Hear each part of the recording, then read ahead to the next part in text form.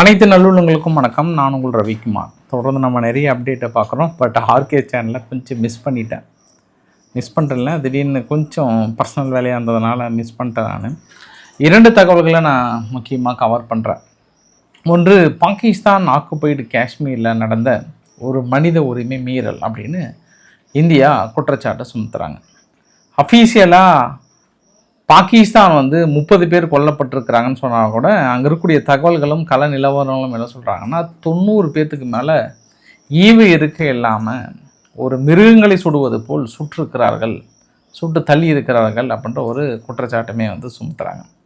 இது பாகிஸ்தான் நடந்த சம்பவம்னா, இன்னொரு அமெரிக்கா, இஸ்ரேல், ஈரானுடைய சம்பவத்தில் ஒரு நற்செய்தி காதில் அடைந்திருக்கிறது. மேபி இப்போ ஃபைனல் டிராஃப்ட் ஈரான் அமெரிக்கா கிட்ட கொடுத்துட்டாங்க. ட்ரம்ப் ஃபுல்லாக உட்காந்து படித்து பார்த்துட்டு இருக்கிறாராம். ஃபுல்லாக அண்டர் ரிவ்யூ மனுஷன். வெடிய ரிவ்யூ எடுக்கிறாரா இல்லை எத்தனை நாள் எடுக்க போகிறாருன்னு தெரியல. ஆனால் ஜேடி வேன்ஸ் அவர்கள் கொடுத்த அறிவிப்பில் ஆல்மோஸ்ட் பாசிட்டிவ் கிட்டத்தட்ட 98% ஓகே ஆகிடுச்சு அப்படின்னு சொன்ன உடனே முதலீட்டாளர்கள் முழுமையாக நம்புகிறாங்க. நம்ம ஈவன் எல்கேஜி யூகே ஸ்டூடெண்ட் கூட நம்பலை, ஆனால் முதலீட்டாளர்கள் நம்புகிறாங்க. ஃபுல்லாகவே ட்ரம்ப் சொன்னால் உண்மையாக தான் இருக்கும், வழக்கமாக வெள்ளைக்காரங்க போய் சொல்ல மாட்டாங்க அப்படின்னு பேச்சுவார்த்தை ஆல்மோஸ்ட் சக்ஸஸ் என்ற மாதிரி தான் சொல்லியிருக்காங்க. அப்போ ஏதோ ஒரு ட்ராமாவில் எங்கேயோ நிகழ்ந்திருக்கா என்ற கோணத்தில் இந்த பதிவு அணுகலாம். வாங்க நண்பர்களே, சப்ஸ்கிரைபர்களே. ஸோ வீடியோக்குள்ளே போகிறதுக்கு முன்பு நீங்கள் நம்ம சேனலை சப்ஸ்கிரைப் பண்ணலாம். சப்ஸ்கிரைப் பண்ணிட்டு வாங்க. மறக்காம பெல் பண்ண கிளிக் பண்ண ஆல் சப்ஸ்கிரைப். வீடியோக்குள்ளே போகலாம்.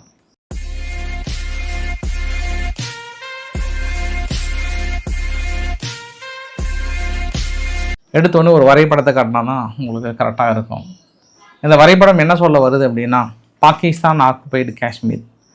இந்த பாகிஸ்தான் ஆக்குபைடு காஷ்மீரில் ஜேஏஏசி அப்படின்ற ஒரு அமைப்பை ஒரு போராட்டத்துக்கு அனௌன்ஸ் பண்ணுறாங்க. 38 அம்ச கோரிக்கை. அதில் அவங்களுக்கு மெயினாக இப்போ பேரவை தேர்தல் வருதாங்க. பேரவை தேர்தலில் 45 இடங்கள் மொத்தம் இருக்காங்க. அதில் 12 இடங்கள் அதிக அகதிகளுக்கு ஒதுக்கிட்டாங்க அப்படின்னு தான் ஃபஸ்ட்டு அவங்க பிரதான கோரிக்கையே. அது ஃபுல்லாக எங்களுக்கு மாற்றணுன்றது தான் அவங்க கோரிக்கையே. அதன்படி இந்த கில்ஜித் பல்ஜிஸ்தான் பகுதியிலும் நம்ம ஸ்ரீநகருக்கு மேலே கார்கிலுக்கு மேலாம் பார்த்திங்க அப்படின்னா கடுமையான ஒரு துப்பாக்கி சூடு. அதுக்கப்புறம் உங்களுக்கு பார்த்திங்கன்னா சைட்லலாம் அங்கே நடந்த வீடியோ பதிவுகள் தான். அந்த பாகிஸ்தான் ஆக்குபைடு காஷ்மீர் மட்டும் இல்லாமல் இந்த போராட்டம் கொஞ்சம் பறந்து விரிந்து அப்படியே கொஞ்சம் இன்னர் பாகிஸ்தானுக்குள்ளேயும் நடந்தது. பட் அவங்க பாகிஸ்தானுடைய இராணுவ தரப்பில் என்ன சொன்னாங்கன்னா, இது மாதிரி எங்களை ஒரு கொரில்லா தாக்கல் நடத்துறதுக்கு தயாராக இருந்தாங்க. நாங்கள் சரியான நேரத்தில் முறியடிச்சிட்டோம். அதனால் பதில் தாக்குதல் நடத்தணும். பதில் தாக்கல் நடத்தும் போது தான் அவங்க பாகிஸ்தான் தரப்புலேருந்து 30 பேர் கொல்லப்பட்டதாக சொல்கிறாங்க. ஆனால் அங்கே இருக்கக்கூடிய கள நிலவரம்லாம் வேறு மாதிரி இருக்குது. நிறைய பேர் இறந்திருப்பதற்கான வாய்ப்புகள் இருக்குது. அங்கே பாகிஸ்தானுடைய ஐஜி மாலிக் லலித் அலி அவங்க அந்த மீடியா மத்தியில் பேசும்போது அந்த ஜேஏஏசி ப்ரோட்டஸ்ட் இருக்கு இல்லையா, இது நாங்கள் ஃபஸ்ட்டு இனிஷியலாக சொல்லி தான் பார்த்தோம். பட் எங்கள் காவல்துறை அதிகாரிகளை 7 பேரை சுட்டதுக்கப்புறமும் நாங்கள் அமைதியான முறையெல்லாம் அந்த போராட்டத்தை தீர்வு காண முடியாது. பதிலுக்கு பதில் அடித்தா மட்டும்தான் இந்த போராட்டம் தீர்வு காண முடியும் அப்படின்னு சொல்லிட்டு துப்பாக்கிச்சூடு நடத்துகிறாங்க. இன்னொரு வீடியோ பதிவு கூட வெளியே வந்தது. காவல்துறைக்கு இனி நம்ம யாருன்னு காட்ட வேண்டிய நேரம் வந்துடுச்சு, இனி ஈவு இறக்கெல்லாம் காட்டாதீங்க, நாயை சுடுற மாதிரி சுட்டு தள்ளுங்க, இதுக்கப்புறம்லாம் நம்மலாம் யாரெல்லாம் காட்ட சுடுங்க, அடிச்சு பிரித்து மேய்ங்கன்ட்டாங்க. அந்த அளவுக்கு பெரிய அளவுக்கான ஒரு துப்பாக்கி சூடு. பட் நம்ம இதில் இன்னராக இன்னொரு விஷயம் கூட நடந்திருக்கு. வழக்கமாக பாகிஸ்தானுடைய இன்டெலிஜென்ட் ஒரு பி டீம் எப்பவுமே இருக்கும். அந்த பாகிஸ்தான் ஆக்குபைடு காஷ்மீரில் கில்ஜித் பல்ஜிஸ்தான் அப்படின்னோடனே உங்கள் மனசுக்குள்ளே ரொம்ப சீக்கிரமாக நினைவுக்கு வருது ஒரு விஷயம்.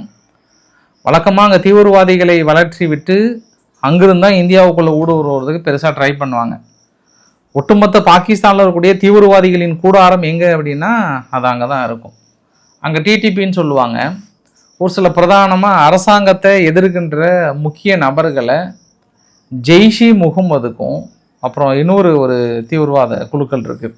இந்த 2 குழுக்களுக்கும் லக்ஷர் இ தொய்பா, ஜெய்ஷி முகமது ப்ளஸ் லக்ஷர் இ தொய்பா, இவங்கக்கிட்ட ஒரு ரகசிய உத்தரவு கொடுத்துருக்காங்க. யார்? அவங்க பாகிஸ்தானுடைய இன்டெலிஜென்ட் டீம். அவங்களும் ஒரு வகையில் தீவிரவாதிங்க தானே. அவங்க உள்ள வந்து இந்த மாதிரி அரசாங்கத்தை எதிர்த்து இந்த போராட்டத்துக்கு முக்கிய நபர்களை கொஞ்சம் வேட்டையாடணும்னு சொல்லிட்டு லிஸ்ட்டு கொடுத்துருக்காங்களாம். அந்த லிஸ்ட் அடிப்படையில் ஃபஸ்ட்டு இவங்க என்ன பண்ணியிருக்காங்க, இந்த ஜெய்ஷ் இ முகமதும் இந்த தீவிரவாத குழுக்கள் உள்ளே போயிட்டு போராட்ட கலன்ற பேரில் உள்ளே வந்து துப்பாக்கி எடுத்து சுட்டிருக்காங்க. ஃபஸ்ட்டு இது வந்து நேற்று நடந்துருச்சு. அதாவது ஜூன் 9 முழு போராட்டத்துக்கு அனௌன்ஸ் பண்ணுறாங்க. ஜூன் 7 பாகிஸ்தானுடைய இராணுவம் வந்து 10,000க்கு மேலே வந்து களத்தில் இறங்குறாங்க. ஊரடங்கு உத்தரவு பிறப்பிக்கிறாங்க. ஃபுல்லாக இன்டர்நெட்டை தடை விதிக்கிறாங்க. தடை விதித்ததுக்கப்புறம் அரசாங்கத்தை எதிர்த்து முக்கிய நபர்கள், ஜேஏசியோட முக்கிய நபர்களை ஒரு லிஸ்ட்டு வந்து அங்கே இருக்கக்கூடிய தீவிரவாத குழுக்களுக்கு கொடுக்குறாங்க. அந்த குழுக்கள் நேற்றே சுட்டுட்டாங்க, அதாவது போராட்டத்தை தடுக்கிறதுக்காக. அதுக்கப்புறம் இந்த குழுக்கள் என்ன பண்ணிட்டாங்க, கொஞ்சம் வெடிச்செறிஞ்சு இளைய மக்களே அங்கே தான் எல்லாத்துக்கிட்டேயும் அவ்வளோ சீக்கிரம் துப்பாக்கி கிடச்சிருமே, இவங்களும் பதிலுக்கு தூக்கி என்ன பண்ணாங்க, ஃபஸ்ட்டு தீவிரவாதிகளை சுட்டிருக்காங்க. அதுக்கப்புறம் காவல்துறையை நோக்கி சுட ஆரம்பிச்சிருக்காங்க. காவல்துறை சார்பாக ஒரு 15 பேர் இறந்து போனதாக சொல்கிறாங்க. ஆனால் இவங்க பதிலுக்கு துப்பாக்கி சுடத்தில் 90 பேர் இறந்து போனதாக சொல்கிறாங்க. அதனால் இந்த பாகிஸ்தான் ஆக்குபைடு காஷ்மீர் பகுதியில் ஒரு கலவர பூமி ஆகிடுச்சு. அங்கே மிர்பூர் அப்படின்ற இடத்துல கலவரம் வந்து மிக கட்டுக்கடங்காமல் வெடிஞ்சிருக்கு. இதில் இன்னொரு விஷயம் என்ன அப்படின்னா, அந்த மக்களோட இன்னொரு கோரிக்கை என்னென்னா, நாங்கள் பேசாமல் நாங்கள் இந்தியா கூட இணைஞ்சுக்கிறோம்பா அப்படின்ற மாதிரி சொன்னாங்க. இந்தியாவை இன்றைக்கி கடுமையான எதிர்ப்பெல்லாம் தெரிவிச்சிருக்கிறாங்க. மனித உரிமை மீறல் வந்து மிக கடுமையான முறையில் நடந்து கொண்டிருக்கிறதுன்ற மாதிரிலாம் சொன்னாங்க. இப்போ காஷ்மீர் மக்கள் நினைப்பாங்க, காஷ்மீர் மக்களை வந்து எங்களை 3ஆம் தர மக்களாக குடி வைத்திருக்காங்க, இந்திய அரசாங்கம் வந்து எங்களை வேறு மாதிரி ட்ரீட் பண்ணுறாங்க அப்படின்னு நினைக்கிறவங்களுக்கெல்லாம் பாகிஸ்தான் ஆக்குபைடு காஷ்மீரை போய் இப்படி எட்டி பார்த்தாங்கன்னா தெரியும். ஈவு இறக்கம் இல்லாமல் சுடுறது, பெரிய அளவுக்கு சலுகைகள் கொடுக்காமல் இருக்கிறது. நீங்கள் இது இரண்டையும் கம்பேர் பண்ணுங்கள். பாகிஸ்தான் ஆக்குபைடு காஷ்மீரில் என்ன மாதிரி அவங்க மக்களை வைத்திருக்காங்க, எந்த அளவுக்கான சலுகைகள் கொடுக்குறாங்க, இங்கே எந்த அளவுக்கான சலுகைகள் கொடுக்குறாங்கன்ட்டு. ஏன்னா அங்கேருந்து ஒரு பதிவுகள்லாம் பார்க்க முடிகிறது. இந்திய அரசாங்கத்துக்கிட்ட வந்து ஒரு 5 கிலோ அரிசி, ஒரு 5 கிலோ கோதுமை, ஒரு பருப்பு, கொஞ்சம் எண்ணெய் கொடுங்க, காலம் உள்ள வரை உங்களுக்கு உண்மையாகவும் இந்தியாவுக்கு விசுவாசமாகவும் இருப்போம். அந்தளவுக்கு நாங்கள் பொருளாதார நெருக்கடியில், நிதி சுமையில் ரொம்ப மோசமாக பாதிக்கப்பட்டிருக்கிறோம். நாங்கள் வெளிப்படையான ஒரு கோரிக்கையை வருது. அந்த அளவுக்கு மிக மோசமாக ஒரு 3ஆம் தர மக்களாக வந்து வைத்திருக்காங்க.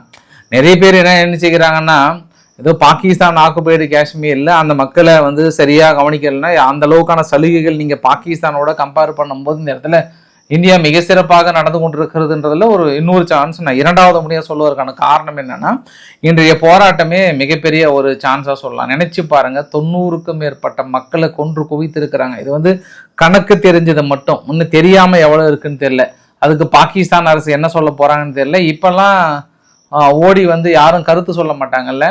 இந்நேரம் மேக்ரன் அவர்கள்லாம் ஓடி வந்திருக்கணும், கருத்தை சொல்லி இருக்கணும். மனசை எங்க இருந்தாலும் ஓடி வந்து சொல்லுவாரு. ஆனா உலகமே சற்று நிசப்தமாக அமைதியாக இருக்கிறது. அங்கே யூகேல என்ன பண்ணிட்டாங்க, அங்கே பாகிஸ்தானுடைய தூதரகம் இருக்கு இல்லையா, அங்கே ஒரு பெரிய ஒரு போராட்டம். பாகிஸ்தான் ஆக்குபைடு காஷ்மீருக்கான சுதந்திரத்தை கொடுக்க மறுக்கிறீர்கள், மக்களுக்கான வாழ்வாதாரத்தை தடுக்கிறீர்கள் என்று பெரிய ஒரு போராட்டம். உடனே இங்கிருந்து எதிர்ப்பு தெரிவிக்கிறாங்க யூகேவுக்கு. எப்படி நீங்கள் அனுமதிக்கலாம், அங்கே தூதரகத்துக்கு முன்பு எப்படி நீங்கள் அனுமதிக்கலாம் சொல்லுங்கன்னு சொல்லிட்டு இங்கே உடனே எங்களுக்கு விளக்கம் வேணுன்ற மாதிரிலாம் வந்து பயங்கரமாக வந்து கேட்டிருக்காங்க. பார்க்கலாம் இந்த போராட்டங்கள் ஓய்கிறதா ஓயவில்லையா என்று நம்ம பொறுத்திருந்து பார்க்க வேண்டிய ஒரு சூழ்நிலை. பட் எனியோ நான் மறுபடியும் இந்த இடத்துல சொல்ல விரும்புகிறேன், பாகிஸ்தான் ரொம்ப நாளாக ஒழுங்கி கொண்டு இருந்த இந்த பிரச்சனையை தட்டி எழுப்பிட்டாங்க. பாகிஸ்தான் ஆக்குபைடு காஷ்மீரில் இனி உறங்கவே உறங்காது, விழித்து கொள்ளும். இனி இங்கே பெரிய அளவுக்கு சம்பவம் நடக்க போகுது. ஏற்கனவே கீழே இருக்கக்கூடிய பகுதியும் பெரிய அளவுக்கு பிரச்சனையாகுது. கைபர் பக்துல்லாவிலிருந்து அதுக்கு பின்னாடி நீங்கள் கீழே போயிட்டீங்கன்னா அது ஒரு பக்கம் இருக்குது. தெஹ்ரிகே தாலிபன்கள் அவங்க ஒரு பக்கம் இருக்கிறாங்க. இதெல்லாம் எப்படி சமாளிக்க போகிறாங்க, இல்லை அமெரிக்கா வந்து உதவி செய்தான்றதை பார்த்தலாம். இது அங்கே இருக்கக்கூடிய முழுமையான தகவல்.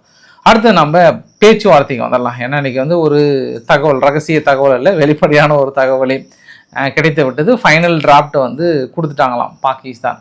அதுவுமே ஃபைனல் டிராஃப்ட்டு கொடுக்கறதுக்கு முன்பு ஒரு சேனலில் பார்த்தேன் நான். இது எல்லாமே ஒரு ட்ராமா தாங்க. அந்தந்த மக்களை அவங்க வந்து திருப்திப்படுத்துறதுக்காக இந்த ஒரு நாள் மட்டும் இடையில் வாங்க கொஞ்சம் உங்கள் ஆசையை தீர்த்துக்கோங்கன்னு சொன்னோடனே ஈரான் அடிக்கிறதும் இஸ்ரேல் அடிக்கிறதும் அதை ஓடி வந்து அமெரிக்கா நிறுத்துகிற மாதிரி ஒரு ட்ராமா போடுறதும் வாங்க நம்ம பேச்சுவார்த்தைக்கு வரலாம் அப்படின்னு ஒரு ஒரு ஒரு ஜியோ பாலிட்டிக்ஸ் நிபுணர் வந்து பேசினார். அவர் ஆங்கிளில் சொல்கிறாரு, பட் நம்ம ஆங்கிளில் சொல்கிறோம். யாருடைய ஆங்கிள் கரெக்டாக இருக்குது அப்படின்றத நம்ம வருகின்ற நிகழ்வை பார்த்துடலாம். ஆனால் எனக்கு வந்து ட்ரம்ப் மேலே வந்து நம்பிக்கைலாம் கிடையாது. ஏன்னா ஈரான் இன்னைக்கு காலையில் பேசும்போது கூட அவங்களோட கோரிக்கைகளை கொஞ்சம் கூட பின்வாங்கவே இல்லை. ஆனால் இன்னுமே ஊடகங்களை நம்ப வைக்கிறாங்க, உலக மக்களை நம்ப வைக்கிறாங்க. அக்ரிமெண்ட் அவ்வளோதான், இப்போ இன்னும் 2 நாளில் நாங்கள் கையெழுத்து போட போகிறோன்னு சொல்கிறாங்க. உடனே எங்கள் ஷேர் மார்க்கெட்லாம் வந்து க்ரீனில் அப்படியே டிக் அடிச்ச மாதிரி டிக் டிக் டிக்னு போகுது. குரூட் ஆயில் வந்து $88 பக்கம் வந்துடுச்சு. அப்படியே சடசடா மடமடான்னு அப்படியே குறைஞ்சி வந்துட்டுருக்கு. ஹெஸ்போல்லா வந்து அவர்களுக்கு கூப்பிட்டு அட்வைஸ் பண்ணுறாரு, போங்க கொஞ்சம் ஈரான்கிட்ட பார்த்து தெரிஞ்சுக்கோங்க, நம்ம மக்களுக்கு ஒன்றுன்னா எப்படி வந்து காப்பாற்றினாங்க, அவங்கள எதிரியாக பார்க்காதீங்க, அவங்களோட இணக்கமாக போங்க, நம்ம நாட்டுக்கு ரொம்ப ரொம்ப தேவை.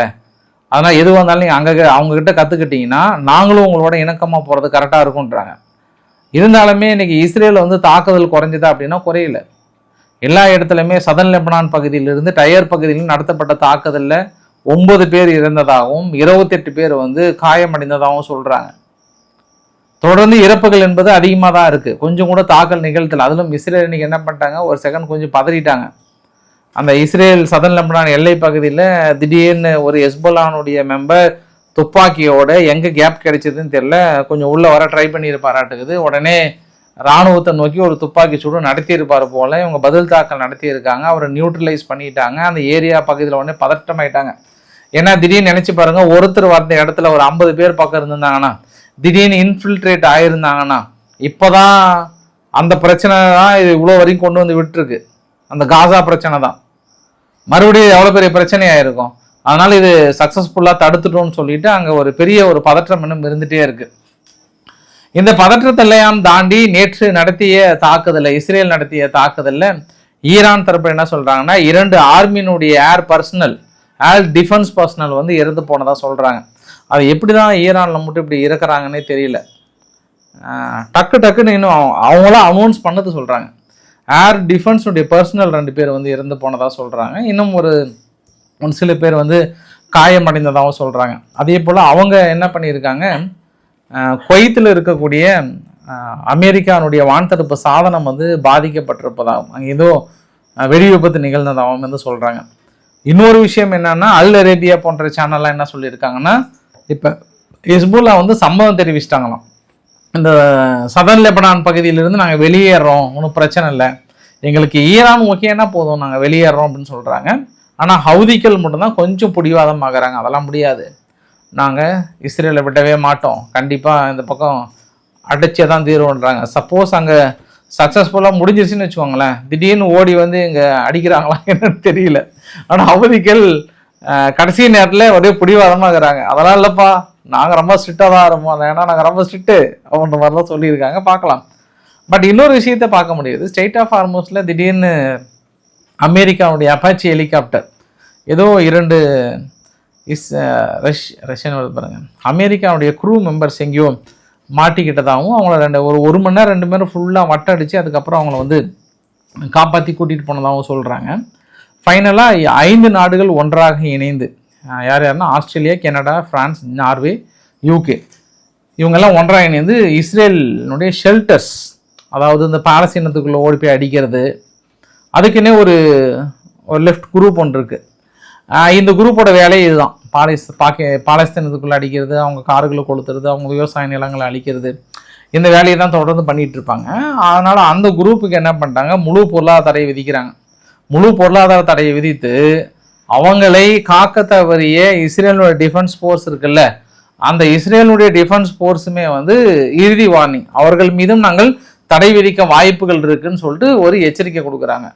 இது எச்சரிக்கை வந்து அவங்க எப்படி ஹேண்டில் பண்ணுறாங்கன்னு தெரியல, நம்ம பொறுத்து இருந்து பார்க்க வேண்டிய தகவல். இது ஒட்டுமொத்தமாக அங்கே இருக்கக்கூடிய தகவல். அப்படியே நம்ம கீழே வந்தோம் அப்படின்னா, மிக முக்கிய பகுதி ஐ திங்க் கிரிமியாவுக்குள்ளார உக்ரைன் நுழைய போகுதுன்னு நினைக்கிறேன். ஏன்னா சூழ்நிலை அப்படி தான் போயிட்டுருக்கு. கிரிமியாவும் அதுக்கு மேலே கிறிஸ்டியன்ன்ற பகுதியும் இணைக்கக்கூடிய ஒரு மிக முக்கியமான பாத்து ஒன்று நேற்று வந்து உக்ரைன் அடிச்சிட்டாங்க. அடித்து அந்த பாத்தை கட் பண்ணிட்டாங்க. ரஷ்யா அவசரமாக பின்னாடி வராங்க. கிரீமியாவை இணைக்கக்கூடிய மிக முக்கிய ஒரு 3 பாலங்கள் இருக்குது. இந்த பாலங்களில் 2 அடிச்சிட்டாங்க. கிரீமியாவை கிட்டத்தட்ட கட் பண்ண போகிறாங்கன்னு அர்த்தம். அடுத்து இந்த கிரெஞ்ச் பிரிட்ஜ் ஒன்று தான் மட்டும்தான் இருக்குது. அதுவுமே இன்னைக்கு நைட்டுக்குள்ளே அடிக்கிறாங்கன்ற மாதிரி ஜெலன்ஸ்கி சொல்லிட்டார். வாழ்நாள் முழுவதும் இனி வருந்த வேண்டும் ரஷ்யா. இனி வாழ்நாள் முழுவதும் ஏன் நாங்கள் உக்ரைனை தொட்டோம் என்று வருந்த வேண்டிய நேரம் நெருங்கிவிட்டது.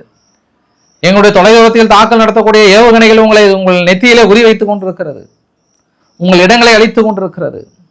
உங்கள் கிரீமியா பகுதியை பிடிப்பதுதான் எங்கள் முதல் நோக்கம். இதோ வந்து விடுகிறேன் அப்படின்ற மாதிரிலாம் அவர் பயங்கரமாக பேசுகிறாரு. அவ்வளோதான். என்ன சம்பவம் பார்த்தாவே தெரியுது இல்லை, நெருங்குறாங்க. இன்னுமே அவங்க இப்படி ஓசனிங் மிசைல்ஸை தடவி தடவி தடவி அந்த பெயிண்டே போயிடும் போல. யாரு? இந்த ரஷ்யா தரப்புல. சரியான ஆளுங்களாக இருந்தீங்கன்னா என்ன பண்ணணும்? உங்கள் பகுதியில் ஒரு முக்கிய பாதையை அடிச்சுட்டு அந்த இடத்துல முன்னேறுறாங்க. நீங்கள் என்ன பண்ணணும்? ஒரு 5 கிலோமீட்டரு யாரும் வராதீங்கப்பா, வெளியேறுங்க, நாங்கள் ஓசனிங் மிசைல்ஸ் மூலமாக தாக்கல் நடத்துகிறோன்னா ஒரு வார்னிங் கொடுத்து நீங்கள் தாக்கல் நடத்தலாம். அதுக்கப்புறம் அவங்க எப்படி வெளியே ஒரு 5 மிசைல்ஸ் பயன்படுத்துங்க. இந்த போர் ஆட்டோமேட்டிக்காக அதனுடைய தன்மை மாறும். ஆனால் இன்னுமே நீங்கள் உட்காந்துட்டு வசனத்தை பேசிக்கிட்டு அவ்வளோதான், நாங்கள் சும்மா விட மாட்டோம், அங்கே விட மாட்டோம், இங்கே விட மாட்டோம்னா இன்னைக்கு கூட பயிற்சிகளை பாருங்கள். மேலே பால்டிக் கடல் பகுதியில் மிகப்பெரிய ஒரு பயிற்சி மேற்கொள்கிறாங்க ஒட்டுமொத்த நேட்டோ நாடுகளுமே. பால்டிக் நாடுகள்லேருந்து அங்கே submarine, anti submarine, aircraft, refilling டேங்கர்லாம் வைத்து கொண்டு எந்த அளவுக்கு போர் பயிற்சிகளை மேற்கொள்ள முடியுமோ அந்த அளவுக்கு பண்ணிட்டு இருக்காங்க. நீங்க இன்னுமே ஓர்சனிங் மிசைல்ஸ் வந்து விட்டது, இதோ வந்து விட்டு நீங்க தொடச்சிங்கன்னா தொடச்சி கை உள்ள போயிருப்போது மிசைல்ஸுக்குள்ளார. நீங்க எல்லாத்தையும் நீங்க இழந்துட்டு இருக்கீங்க. எனக்கு தெரிஞ்சு இன்னைக்கு கூட மாஸ்கோவில் பாருங்க, மிகப்பெரிய ஒரு கார் குண்டுவெடிப்பு தாக்குதல். இப்ப ஜஸ்ட் நான் பேச வரும்போது யார் அடிச்சாங்கன்னு தெரியல, முக்கிய நபர் இறந்து போயிட்டாங்கன்னு சொல்றாங்க. இந்த மாதிரி நீங்க கிரிமியாவே நீங்க இழந்துட்டீங்கன்னா ரஷ்யாவுக்கு இதை விட ஒரு பப்பி சேம் வேறு எதுவுமே இல்லை. அதாவது புதிய பகுதிகளை பிடிக்கிறேன்னு போயிட்டு பழைய பகுதிகளையும் நீங்க இழந்துட்டீங்க அப்படின்னா நீங்க ஓர்சனிங் மிசைல்ஸுக்கு அப்புறம் நீங்க தொடச்சா என்ன, நீங்க தொடக்கலனா என்ன, கிட்டத்தட்ட வென்று விட்டார்கள் மும்மூர்த்திகள் அப்படின்னே சொல்ல முடியும். ஏன்னா ஆயுதங்களை கொடுத்து உக்ரைனை வலிமைப்படுத்தினால் ஒழிய அந்த பகுதியில் அமைதி ஏற்படுத்த முடியாது என்ற கொள்கையில் தெளிவாக இருக்கிறோம், அதனால ஆயுதங்களை கொடுக்கிறோம் அப்படின்னு சொன்னாங்க இல்லையா, அதன்படிதான் நடந்து கொண்டு இருக்கிறது என்ற மாதிரி சொல்ல முடியும். அது இல்லாமல் இன்னைக்கு ஐரோப்பா புதிய வகை பொருளாதார தடையை போட்டாங்க. அதாவது இந்த ரஷ்யாவும் உக்ரைனும் போர் ஆரம்பித்த காலத்துல இருந்து யாரெல்லாம் ரஷ்யா சோல்ஜர்ஸ்ல இணைந்து உக்ரைனுக்கு எதிராக போரிட்டாங்களோ அவங்க எல்லாம் ஐரோப்பாவுக்குள் நுழைய தடை விதிக்கிறோம் அப்படின்னு சொல்லிட்டாங்க. அப்படின்னா வடகொரியாவுக்கு சேர்த்து தான் நினைக்கிறேன். வடகொரியா வீரர்கள் எல்லாமே அப்போ இந்தியாவுடைய ஒரு சில சோல்ஜர்ஸ் கூட கலந்துக்கிட்டாங்கன்ற மாதிரி சொன்னாங்க. அதாவது இங்கேருந்து வேலைக்கு போனவங்களை பிடிச்சி எல்லைப்பகுதியில் அனுப்பிவிட்டாங்க. கிட்டத்தட்ட 7 பேர் பக்கம் இருந்து போனதாக சொல்கிறாங்க. அந்த நேம் லிஸ்ட்லாம் கண்டுபிடிச்சி இதுக்கப்புறம் நுழைய தடை விதிக்க போகிறாங்களான்னு யாரும் தெரியல. பட் பிகினிங் ஆஃப் த வார்லேருந்து இன்ன வரைக்கும் யாரெல்லாம் இருக்காங்களோ நாங்கள் தடை விதிக்கிறோம் அப்படின்ற மாதிரி சொல்லியிருக்காங்க. இது அங்கே இருக்கக்கூடிய ஒட்டுமொத்த பதிவுகள். ஃபைனலாக இந்த வீடியோ நிறைவு பகுதியில் நேற்று பிலிப்பைன்ஸில் அந்த பூகம்பம் ஏற்பட்டது இல்லையா, இது வரைக்கும் 32 பேர் இறந்து போனதாக சொல்கிறாங்க. சுனாமி ஒன்று தாக்கியிருக்கு. சுனாமினா பெரிய அளவுக்கான தாக்கம் இல்லை, ஆனால் கொஞ்சம் ஊரில் வந்திருக்கு, கொஞ்சம் மக்கள் பயப்படுற அளவுக்கு தான் இருந்ததுன்றும் ஒரு கூடுதல் தகவலாக சொல்ல முடியும். சம்பவம் நம்பர் 1. சம்பவம் நம்பர் 2, பஞ்சாபினுடைய எல்லை பகுதியில் ஒரு 4 இல்லீகல் இன்ஃபில்ட்ரேட் ஆப்கானிஸ்தானுடைய நபர்கள் உள்ள நுழைய ட்ரை பண்ணாங்க. பாகிஸ்தானுடைய ரோந்து படையில் இருக்கக்கூடிய காவல்துறை இப்போ கப்புன்னு கழுத்தை பிடிக்கிற மாதிரி பிடிச்சிட்டாங்க. இல்லைனா செஸ்ட் மிஸ் அவங்க இன்ஃபில்ட்ரேட் ஆகியிருந்தாங்கன்னா பெரிய அசம்பாவிதம் நடந்திருக்குன்னு சொல்லிட்டு அவங்க கிட்ட இருக்கக்கூடிய ஆயுதங்கள் மீதியெல்லாம் கைப்பற்றிருக்காங்க. அதே போல் 2 ஃபாரின் நேஷனல் நேபாள் வழியாக இந்தியாவுக்குள்ள ஊடுருவனை தான் தூக்கியிருக்காங்க. ஃபாரின் நேஷனல் சமீப காலமாக இந்தியா மீது சற்று ஆர்வமாகறாங்க ஒரு கூடுதல் தகவலாக சொல்ல முடியும். யூகே என்ன பண்ணியிருக்காங்க, அவங்க தெருவில் இருக்கக்கூடிய கேமரா மீதி எல்லாமே மேக்ஸிமம் முக்கியமான கம்பெனிஸ் எல்லாமே இதுக்கு முன்னாடி சீனா கிட்ட வாங்கியிருந்தீங்கன்னா அது எல்லாமே கேன்சல் பண்ண சொல்கிறாங்களாம். ஏன்னா ஸ்பை வேலை பார்ப்பதற்கான வாய்ப்புகள் இருப்பதாக சொல்கிறாங்க. நிறைவு பகுதியில் நம்ம மத்திய அரசு அந்த அந்தமான் தீவு பகுதியில் மொத்தம் ஒரு 3 கிணறு தோண்டி பார்த்தாங்க. அதில் 2 கிணறு எண்ணெய் எரிவாயு இருக்குன்னு சொல்லிட்டாங்க. அதனால் அங்கே ஒட்டுமொத்தமாக ஒரு 30லேருந்து 40 ஆண்டுக்கு நம்மளுக்கு தடையின்றி எரிவாயு கிடைக்கும், எரிபொருளும் கிடைக்கும். 30% வரைக்கும் நம்ம இங்கேருந்து எடுத்துக்கலாம். அதனால் நம்மக்கிட்ட அதுக்கான நவீன மிஷின் இல்லை. அதாவது இது எடுப்பதற்கான நவீன மிஷன் இல்லை. மேபி எக்ஸான் மொபைல்லேருந்து மொத்தம் ஒரு 7 நிறுவனங்களுக்கு அழைப்பு கொடுத்துருக்காங்க. அவங்க எல்லாமே 100% நேரடி அந்நிய முதலீடாகவே உள்ளே வரலாம். ஏன்னா இதற்கு முன்பு இந்தியாவுக்குள்ள முதலீடு பண்ணணும்னா பாதி இந்தியரோட முதலீடாக இருக்கணும், பாதி அவங்க A+B இருந்தால் மட்டும்தான் முதலீடு பண்ண முடியும். இப்போ என்ன ஒரு ஆஃபர், அந்த அந்தமான் தீவில் அந்த எரிவாயுவை எடுப்பதற்கு மட்டும் என்ன கொடுத்துருக்காங்கன்னா, ஒப்புதல் கொடுத்துருக்காங்கன்னா 100% நேரடி அந்நிய முதலீட்டுக்கு அனுமதி கொடுத்துருக்காங்க. அதன் அடிப்படையில் எந்த நிறுவனம் வராங்கன்னு தெரியல. மேபி ரஷ்யா நிறுவனம் கூட வரதுக்கான வாய்ப்புகள் இருக்குது. ஏன்னா எக்ஸான் மொபைல்ஸில் ஒரு பாதி ஷேர் அவங்க ஒரு குரூப் வச்சுருக்காங்க. அதனால் யார் வரப்போகிறாங்கன்னு தெரியல, பொறுத்திருந்து பார்க்கலாம். ஸோ இன்றைக்கு ஓரளவுக்கான தகவலை கவர் பண்ணுறேன்னு நினைக்கிறேன். பிடிச்சிருந்தா லைக் பண்ணுங்கள், ஃப்ரெண்ட்ஸுக்கு ஷேர் பண்ணுங்கள், சப்ஸ்கிரைப் பண்ணுங்கள். ரவிக்குமார் சோமு சேனல். நன்றி, வணக்கம்.